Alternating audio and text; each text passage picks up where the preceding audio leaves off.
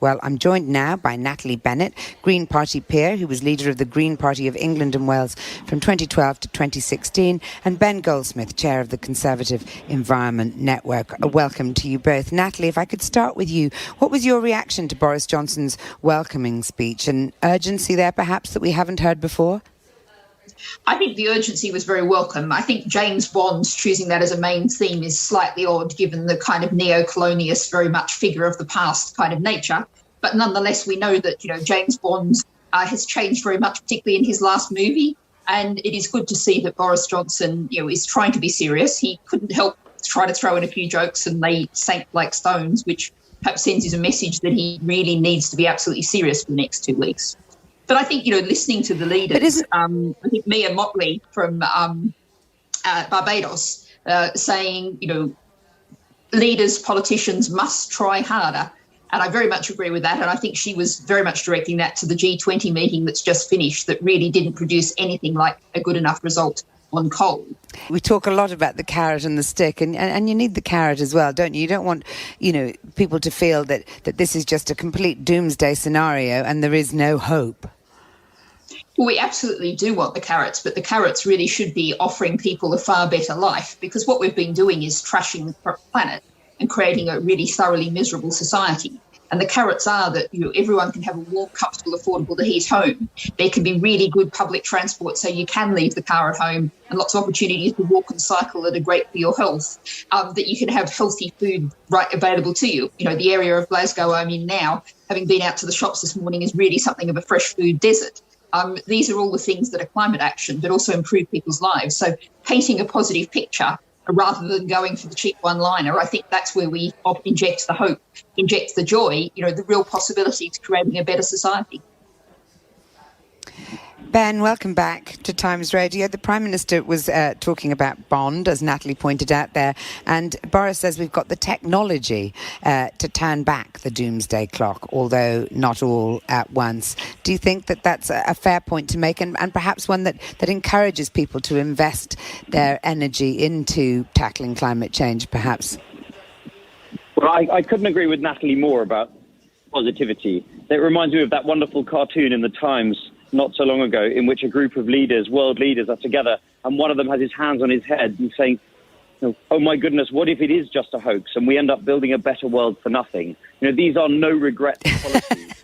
and I'm broadly optimistic that we do have the answers, and that this COP is going to produce a massive leap forward. I think we may even look back at 2021 as a step change moment in the battle to decarbonise our economy. The thing that worries me most is nature.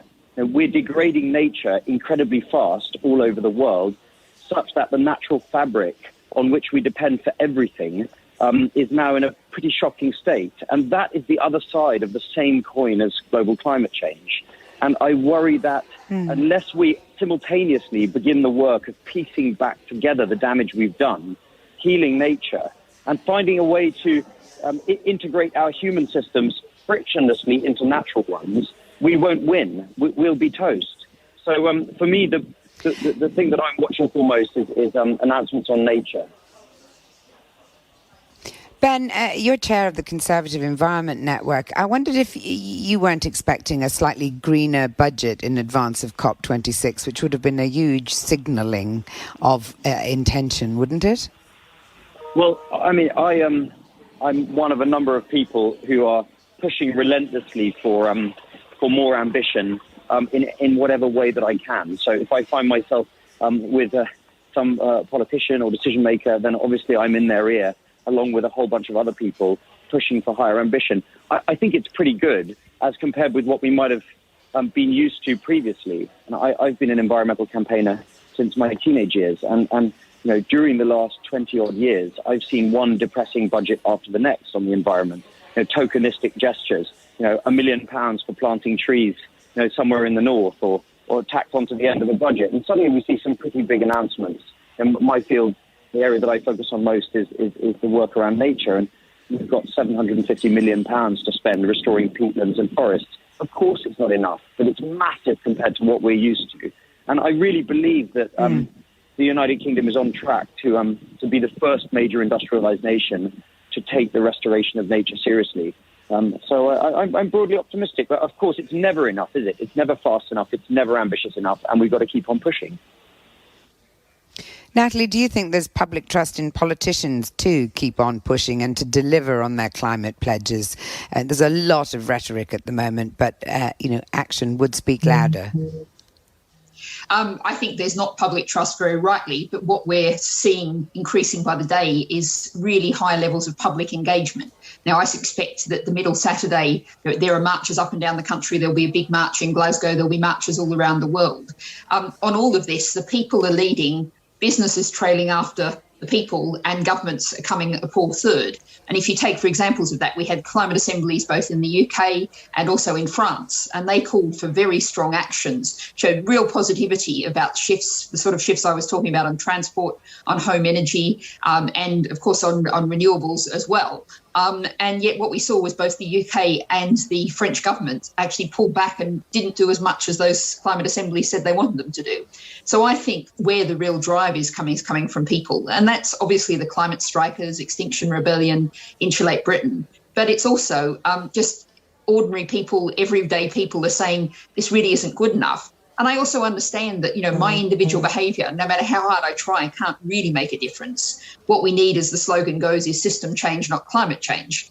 And I think, Boris Johnson focusing on technology, shiny, silver things isn't really surprising. But actually, of course, what we need is kind of social innovations, real change in the ways our societies work.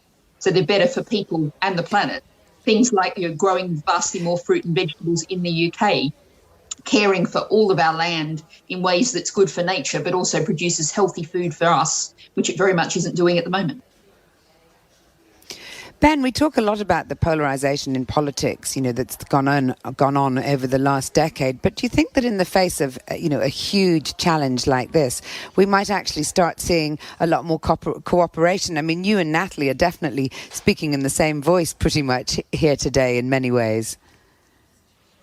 Yeah, Jeremy Grantham, the legendary investor, described climate change as the mother of all issues. And I think it's quite right that we should be debating the solutions, but not over whether to tackle the issues. And what worries me a little is when, for example, Conservatives seek to wrap climate change and the environment up with a much broader set of social or cultural wars issues. You see columnists writing about climate change in the same breath as some of the arguments going on over gender and some of these things. And I think that's a worrying trend, because that can turn great swathes of the conservative-minded public against action on this issue. This issue needs to rise above all of that, and we need to focus on the solutions. Natalie, you've said before that change is never given, it has to be won. And it does feel like now's the time for us to put more pressure on the world's biggest polluters like India, China and Brazil. President Modi is here. The Chinese president is going to address the COP climate talks in writing, which is a pretty one-sided communication. How do you go about putting that pressure on? How do you go about winning when some of them aren't even attending the conference? Well, I think what we have to do is acknowledge, first of all, particularly in the case of China, that we generally measure territorial emissions. So that's the carbon emissions on someone's territory. But a significant part of China's carbon emissions are actually to produce stuff for us. Those container ships that arrive, enormous container ships arriving, carrying all the Christmas presents, washing machines, all of those kind of things. So I think we have to acknowledge that, first of all, we have to change the way we do things. And that means things like, a circular economy, ending planned obsolescence, making sure things last, and demanding those kind of products, setting up the framework. And I think we've also got to acknowledge that the global south, particularly other parts of the global south, is still emitting virtually no carbon at all and need help to actually be lifted up. Renewable energy, this is the climate finance, this is loss and damage, the people who are suffering from that. But I think what we have to do is set the framework, set the international framework, and we have to be doing enough before we can reasonably say to them, you've got to do a huge amount more. Because although, I'm afraid the BBC keeps using the graph that shows, emissions per country, but the graph we should really be using is emissions per capita. And on that figure, China is still vastly below the US. And we need to all do this together. So working together in a constructive way. I've got many issues to pick with China, the Uyghurs, Hong Kong, etc. But we've got to be really grown up about this and say, the climate, this is the global issue. It affects all of us.